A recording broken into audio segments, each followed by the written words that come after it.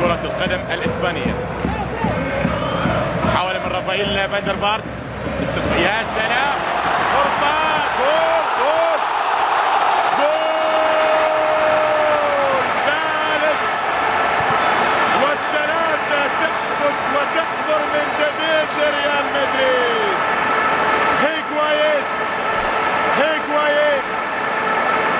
من طول الغيبات يا بالغنايم، وهدف مدريدي ثالث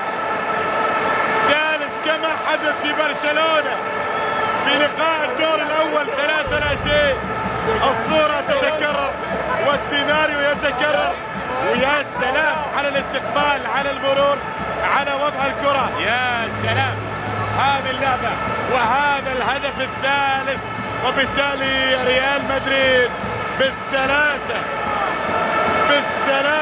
في الدور الأول، بالثلاثة في الدور الثاني، 6 أهداف في مباراتي الريال.